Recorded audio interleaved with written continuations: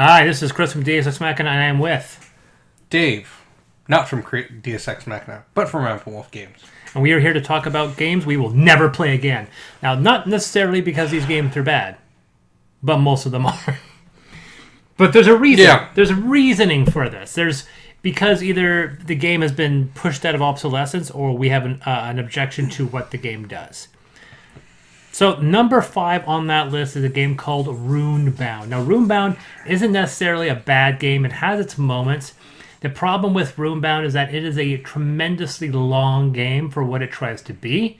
And for some reason, despite the fact that it deals with fantasy adventures going off to complete quests, it is for some reason competitive. Even though in every game, and every story, every movie, it's a bunch of adventurers teaming up together to fight the dragon, not 5 adventurers going off in different directions to fight the dragon by themselves. But the point is that, yeah, and the thing is that I will never play that again. And I play that game again in that format because the game is far too long, it's far too random, it is not fun. However, there is a cooperative version for that game called Unbreakable Bonds. Problem is that it's completely out of print. And as long as they keep that game out of print, I will not play this game until they decide to get their act together and re-release that game. So that's my number 5 pick, Roombound. All right. Going into our number 4 pick, it's a game you've all played. If you haven't played it, what the God heck? have mercy on your soul. It's Monopoly in all of its variations. Do you still have a copy of Monopoly? I do, but it's the variation where it's actually a round board and It's the Star Wars one. It's the Star Wars The one. one that they actually played with the rules. Yeah, it actually Not like played my with Star Wars one. Yeah. We're actually culling. Oddly enough, we called the Mario Brothers and we called the older Star Wars, which is the reskinning. Mm-hmm. Do you know what I have? I have the Prince Georgeopoly, Wah, wah. which is our local town. Yeah. And we played it once out of just obligation. It still sucks. Yeah. Even though I'm like, oh, I know that place. Oh, I've been there. Oh, I've shopped there. Is the game over now? Can we play something that's actually good? Yeah. One of the biggest problems with Monopoly is that it suffers from a lot of the games that we had when we were kids. There is no win condition. The win condition is utterly stomping and annihilating your enemies and standing on the bones of their children. Yeah, see, unlike other games, Monopoly doesn't end with one guy just winning. It ends where everyone just is defeated and they're tired and like, let's just stop. You've won. Yeah. Like there's never. It's just and I always, despite what people's response to him, Louis C.K.'s comments about Monopoly are still hilarious. I play Monopoly with my kids. That's really fun. My 9-year-old, she can totally do Monopoly. The 6-year-old actually totally gets how the game works, but she's not emotionally developed enough to handle her inevitable loss in every game of Monopoly. Because a Monopoly loss is dark. It's heavy. It's not like when you lose at, Candyland. Oh, you got stuck in the fudgy thing, baby. Oh, well, you're in the gummy twirlios and you didn't get to win. But when she loses at Monopoly, I gotta look at her little face and I go, okay, so here's what's gonna happen now, okay?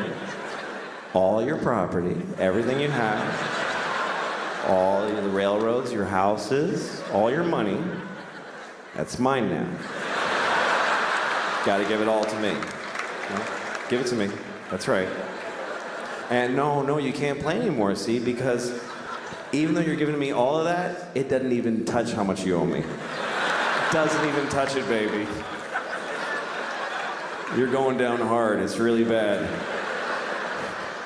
All you've been working for all day, I'm gonna take it now, and I'm gonna use it to destroy your sister. I mean, I'm gonna ruin her. It's just mayhem on this board for her now. So that is number 4, Monopoly. Number 3 is a game called Ghost Stories for games we'll never play again. Now, Ghost Stories has a very good reason why we will not play it again, which my lovely assistant will say. Games don't have to be hard to be good. Exactly. It's a common concept that you would think that people would figure out, but apparently game designers still make a point of making their games, oh no, it's really hard. This is a mantle. No, it's not. If you make it too hard, then the random number generator becomes the only thing you can decide how to win your game. That's not making it hard. It's making it dumb. Mm-hmm. So thank you, Ghost Stories, for setting the bar. And they're not even setting the bar. They didn't even set the bar because they started the trend. Oh yes, but they didn't set the high bar. There are games out there which are now harder than Ghost Stories. I do not like those games. Ghost Stories was the first game that became popular because of its difficulty. Yep. And I say to you, no, sir.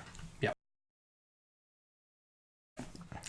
All right, coming in at number 2. I'm actually going to let you, because you're going to need to get this out of your system. No, I've talked about this enough. Games we'll never play again.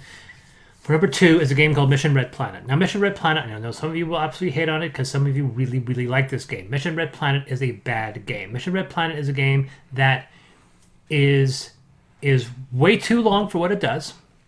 It destroys people's morale. It makes it so if you get knocked out of one of the 10 rounds, you are unlikely, if almost nearly impossible, to catch up. And you have to sit there playing nice as everyone sweeps past you. One mistake will end the game for you, effectively, if you play the game incorrectly. And you might think, well, it's a game for skilled people, except it's not. It's a game that's basically really random. It wants to be a filler game because it has these annoying take-that mechanics, but it's too long to be a filler game. And you can't really play a strategy, especially early on. The first round is completely random. You're drawing your first card. Maybe later down the road you can see, oh, that person's played that. I can play this now with impunity. Sure, but if you play with a large enough group of people, somebody's going to get screwed. And those people who get screwed will not win that game, so they have to sit there and play nice. It's way too mean. It runs too long for what it does. It is a tremendously bad game that I will never play again. Other people can play it, and I will leave the room, and that is number 2, Mission Red Planet. All right. Coming in at number 1 for games we will never play again. Let's just...